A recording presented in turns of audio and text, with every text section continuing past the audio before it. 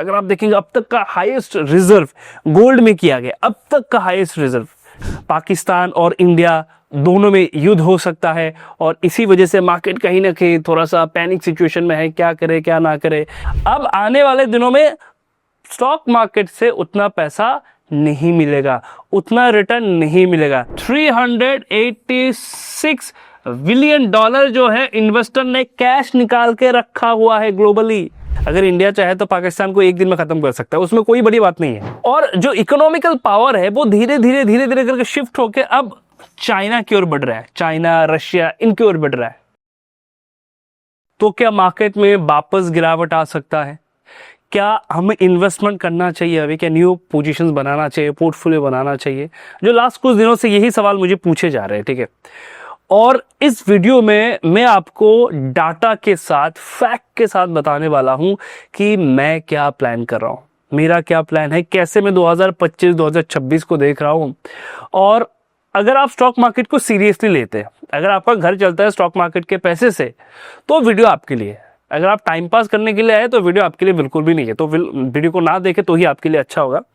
तो कुछ दिनों से फ्रीक्वेंटली ये सवाल पूछे जा रहे हैं कि क्या मार्केट में हम इन्वेस्ट कर सकते हैं? मार्केट तो बॉटम से रिकवर होके आ रहा है, अब ऑल टाइम हाई जा सकता है।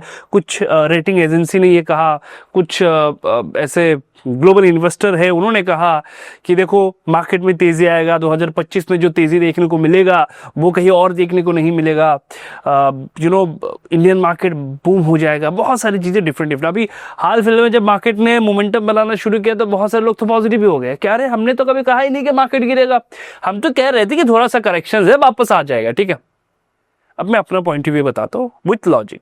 मार्केट में यहां से वापस से हमें करेक्शंस देखने को मिल सकते हैं। ध्यान से सुनिए, इंडियन मार्केट गिरा था क्यों? इंडियन मार्केट गिरा था क्योंकि अर्निंग्स हमारे खराब थे, इकोनॉमी कहीं ना कहीं ग्रो नहीं कर पा रहा था, जीडीपी का ग्रोथ हमें नजर नहीं आ रहा है। ये कुछ पॉइंट थे। ग्लोबल इन्वेस्टर इसलिए इंडियन मार्केट में बेचे जा रहे थे अपनी क्वांटिटी, क्योंकि उनको लगा कि आने वाले कुछ सालों में इंडियन मार्केट उस हिसाब से रिटर्न बना के नहीं देगा जैसे लास्ट 4 साल 5 साल में बना के दिया हुआ है।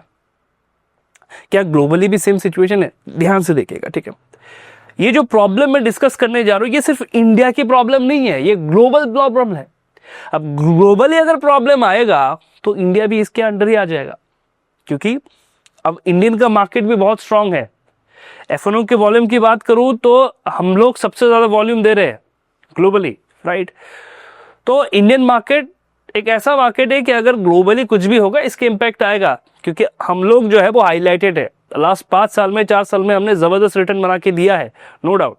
अब चलिए डाटा क्या है उसमें चर्चा करते हैं, कुछ डाटा में चर्चा करते हैं। चलिए, तो सबसे पहला डाटा ये है चाइना का डाटा। ये डाटा अगर आप देखेंगे रिसेंट का डाटा, अप्रैल का डाटा है, रिसेंट का। ध्यान से देखिएगा डाटा क्या कह रहा है। डाटा कह रहा है कि देखो चाइना में क्या हो रहा है। चाइना में गवर्नमेंट जो है वो अपना जो रिजर्व है, हर एक गवर्नमेंट क्या करते हैं, जब भी उसको लगता है कि देखो मार्केट में कुछ सिचुएशन बन सकता है खराब, तो वो रिजर्व करना शुरू करता है। इंडिया जो है वो डॉलर रिजर्व करता है, हमारे पास डॉलर जो है वो रिजर्व में है। चाइना क्या कर रहा है, वो गोल्ड को रिजर्व में ऐड किए जा रहे हैं, ठीक है। अगर आप देखेंगे अब तक का हाईएस्ट रिजर्व गोल्ड में किया गया, अब तक का हाईएस्ट रिजर्व, ठीक है। ऐसा रिजर्व देखने को नहीं मिला है, तो चाइना गोल्ड में रिजर्व कर रहा है। ध्यान से एक पॉइंट समझिएगा, गोल्ड में लोग पोजीशन कब बनाते हैं पता है? जब लोगों को लगता है कि देखो आने वाले कुछ सालों में ना हो सकता है कि next 2 year 3 year 4 year market कुछ नहीं देगा हमें, तो हमें तो रिटर्न चाहिए। बिना रिटर्न के तो हम चल नहीं सकते। हमें रिटर्न कहां से मिलेगा? भले ही कम मिले लेकिन रिटर्न हमें चाहिए। तो उस समय लोग क्या करते हैं, उस समय लोग शिफ्ट हो जाते हैं गोल्ड में। और ये देखने को मिल रहा है आज के दिन कि जो चाइना है वो गोल्ड रिजर्व बढ़ाए जा रहा है। अगर आप देखेंगे गोल्ड अपने ऑल टाइम हाई पे है, अभी भी खरीदे जा रहे हैं। इसका मतलब क्या है, गोल्ड का प्राइस और भी इंक्रीज होगा, no doubt. In future gold का प्राइस और भी इंक्रीज होगा, इसमें कोई दोहराई नहीं है।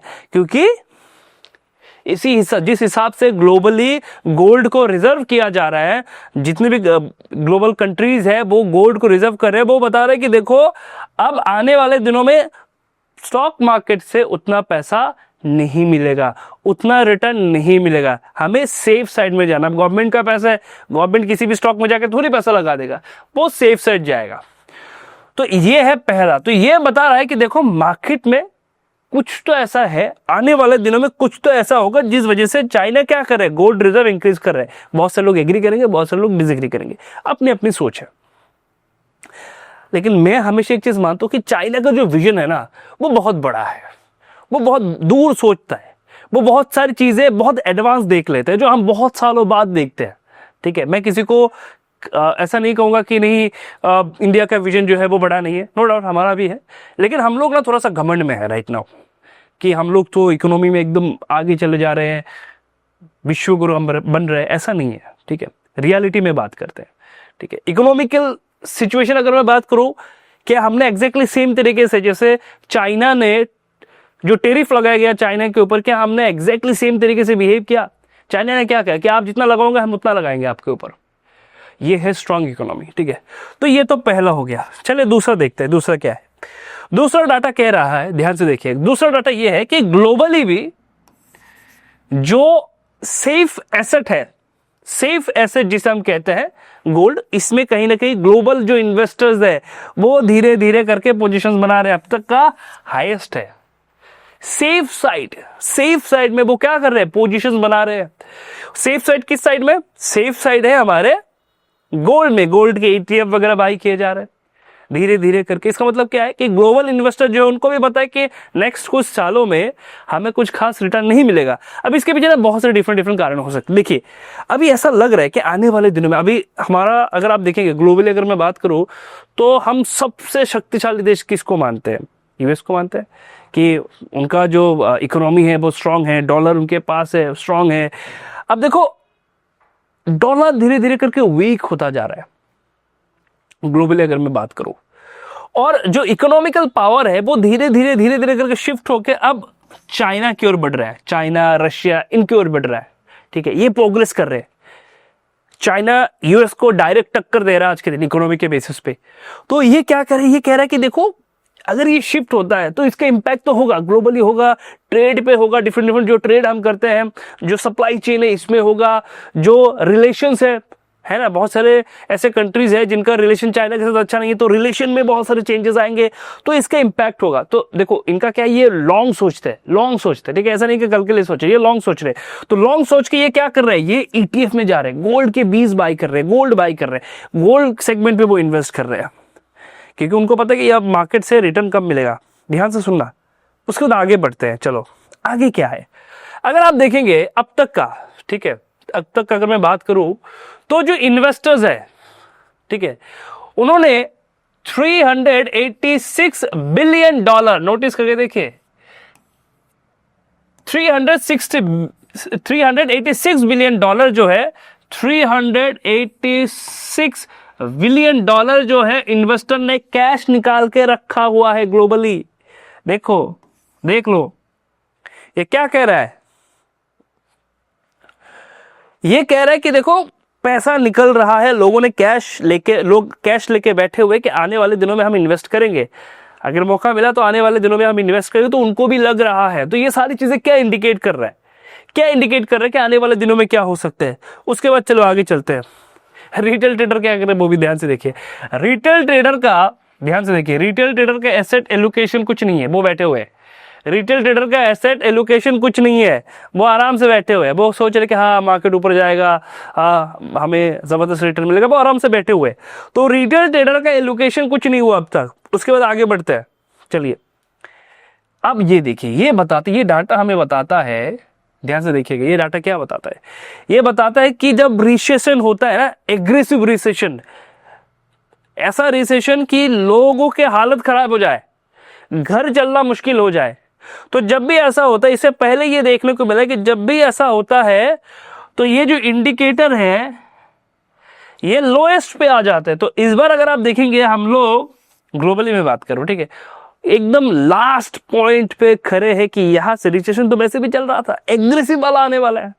ठीक है, तो ये सारी चीजें क्या इंडिकेट कर रही है, ये सारी चीजें मिलकर इंडिकेट कर रहे हैं कि देखो ग्लोबली एक रिसेशंस ग्लोबली, एक पावर ट्रांसफर, ये सारी चीजें आ सकती है, ये आशंका है मार्केट को, इन्वेस्टर को, बड़े बड़े इन्वेस्टर्स को।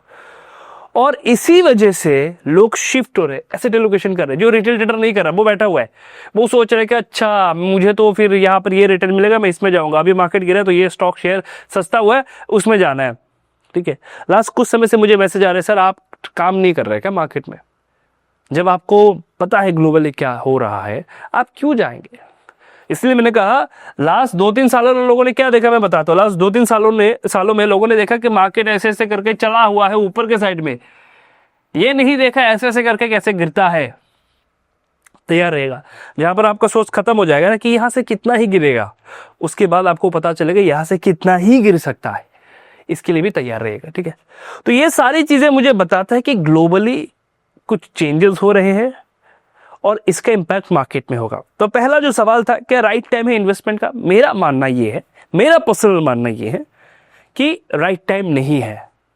चाहे वो इंडियन मार्केट हो, चाहे वो ग्लोबल मार्केट हो, राइट टाइम तो नहीं है। अब एक सवाल ये है कि क्या मार्केट जो ऊपर जा रहा है, ये तो कह रहा है कि मार्केट अब तो और ऑल टाइम हाई पे चला जाएगा, बैंक निफ्टी जो है वो ऑल टाइम हाई पे आ चुका है। ध्यान से सुनो एक चीज, मार्केट का काम क्या है? मार्केट का काम है आपको एक्साइटेड करके रखना। आप ट्रेडिंग जो करते हैं ना, कितने लोग पैसा कमाते हैं? कितने लोग? मैं एकदम एक अच्छा नंबर पकड़ कर चलता हूँ कि 90% लोग मार्केट में पैसा नहीं बनाते, 10% बनाते हैं। हालांकि 10% का आंकड़ा भी नहीं है, मैं मान के ही चलता हूँ 10% बनाते। तो ये 90% क्या कर रहे हैं फिर? क्यों कर रहे हैं ट्रेड? पैसा नहीं बन रहा तो क्योंकि वो एक्साइटेड है। मार्केट में एक्साइटमेंट है ना, तो मार्केट में एक्साइटमेंट कब रहेगा? जब मार्केट ऐसे जाएगा, ऐसे आएगा, ऐसे आएगा, ऐसे आएगा, ऐसे जाएगा। इन्वेस्टर को क्या सोचना है? इन्वेस्टर को सोचना है कि देखो भाई मार्केट ऐसे करे, वैसे करे, कुछ भी करे, at the end of the year, अब 2 साल 3 साल जो भी हो, मुझे रिटर्न चाहिए। कितना?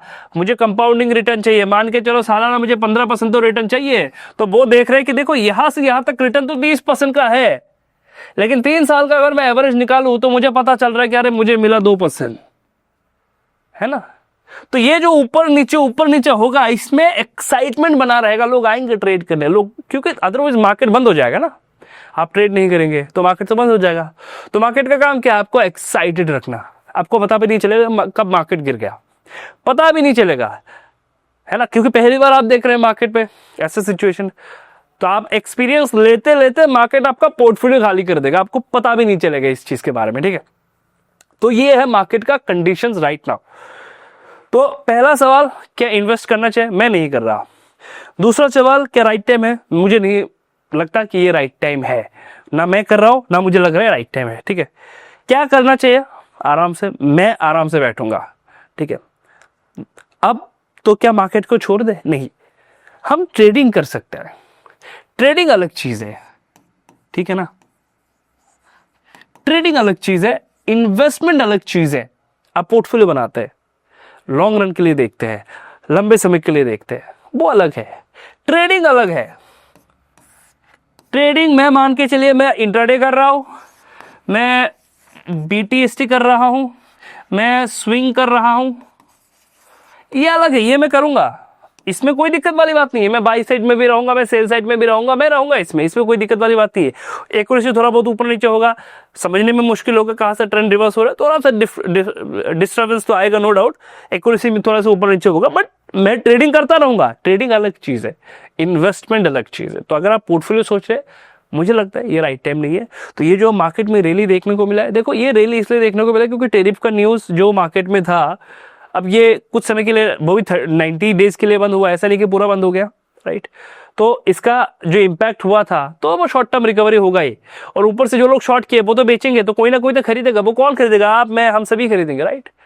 तो ऐसे बाहर हम लोगों ने काम किया, अब मार्केट जा रहा है ऊपर, लास्ट डे पे मार्केट गिरा तो लोग रीजन ढूंढ रहे हैं। हाल फिलहाल में जो पहलगाम में जो आतंकी हमला हुआ, इसकी वजह से मार्केट गिरा है, इसकी वजह से एक इशू बना है, अब पाकिस्तान और इंडिया दोनों में युद्ध हो सकता है, और इसी वजह से मार्केट कहीं ना कहीं थोड़ा सा पैनिक सिचुएशन में है, क्या करे क्या ना करे। ये देखो, इसमें मुझे नहीं लगता कि पैनिक सिचुएशन का कुछ है। ये हमें भी पता है कि अगर इंडिया चाहे तो पाकिस्तान को एक दिन में खत्म कर सकता है, उसमें कोई बड़ी बात नहीं है, ठीक है। तो ऐसा सोचने में नहीं कि अरे पाकिस्तान को कुछ नहीं उखाड़ सकता, उतना औकात है भी नहीं है ना। तो वो अलग से सीन है। जब मार्केट गिरता है लोग रीजन बना लेते हैं कि ये कारण है, वो कारण है, इस वजह से गिरा, उस वजह से गिरा, बहुत सारे कारण लोग निकाल लेते हैं। But moral of the story, globally अगर सिचुएशन देखें, सिचुएशन ग्लोबली कहीं ना कहीं खराब है। लोकली अगर मैं बात करूं तो अर्निंग तो है ही, अर्निंग अगर आप देखेंगे रिलायंस का अर्निंग भी खराब आया, तो अर्निंग का तो है ही। बैंकिंग सेक्टर इसलिए परफॉर्म कर पा रहा है क्योंकि आरबीआई की तरफ से कुछ चेंजेस जो है वो चेंज किया गया है, जिसमें हमने डेडिकेटेड वीडियो बना के रखा हुआ है। इसी वजह से अगर आप देखेंगे बैंकिंग सेक्टर में सिर्फ मोमेंटम है। आईटी सेक्टर देखिए बहुत बुरा हाल है, ऑटो सेक्टर देखिए, फार्मा सेक्टर देखिए, किस सेक्टर में मोमेंटम है वो मुझे बताइएगा आखिर। ये जो अभी मार्केट में रैली आ रहा है, आप मुझे बताइए कि सर मार्केट में रैली आ रहा है ना, इस सेक्टर में मुझे बहुत पैसा मिला, नहीं मिला। सिर्फ और सिर्फ बैंकिंग सेक्टर में मोमेंटम मिला क्योंकि आरबीआई की तरफ से बैंकिंग सेक्टर को थोड़ा सा सपोर्ट दिया गया, दैट्स इट, और कुछ नहीं मिला। तो गलत फहमी में मत रहिए कि मार्केट यहाँ से चला जाएगा रॉकेट, आपको अपॉर्चुनिटी नहीं मिलेगा। मुझे तो ऐसा लगता है कि मुझे अपॉर्चुनिटी मिलेगा, अच्छे अपॉर्चुनिटी मिलेंगे। क्या मैं गलत हो सकता हूँ? लिख के लीजिए, मैं 100% गलत हो सकता हूँ। हम क्या करते हैं, हम ग्लोबली चीज़ों को देख के, लोकली चीज़ों को देख के डिसीजंस लेते हैं। मैं गलत भी हो सकता हूँ। कल को इन्वेस्टर का मूड खराब हो गया, वो कहे नहीं मैं अब बाई करूंगा, तो मैं गलत हो गया, दैट्स इट। ठीक है, ये इसलिए जानकारी इंपॉर्टेंट है ताकि आप समझ पाए कि कॉशियस रहना है, फुल्ली इन्वेस्ट नहीं होना है। ये जानकारी इसलिए ज़रूरी है कि मुझे कॉशियस रहना है, पूरा इन्वेस्ट नहीं करना है। मैं कम क्वांटिटी से ट्रेड करूंगा, कम क्वांटिटी से पोजीशंस बनाऊंगा, ऐड भी कर रहा हूँ, उतना नहीं जाऊंगा एग्रेसिव कि अगर गिरा तो मुझे अच्छा खासा लॉस हो, मैं रिकवरी ना कर पाऊँ, मैं उस सिचुएशन से कभी बाहर ही ना पाऊँ। ठीक है, इसी वजह से ये जानकारी आपके लिए इंपॉर्टेंट है। चलिए मिलते हैं नेक्स्ट वीडियो पे। आई होप वीडियो आप लोगों को अच्छा लगा होगा। चैनल पे नए हैं, सबसे पहले सब्सक्राइब करें, दोस्तों के साथ शेयर करें, कमेंट में बताएं वीडियो आपको कैसा लगा। नेक्स्ट वीडियो वापस से लर्निंग वीडियो पे होने वाला है।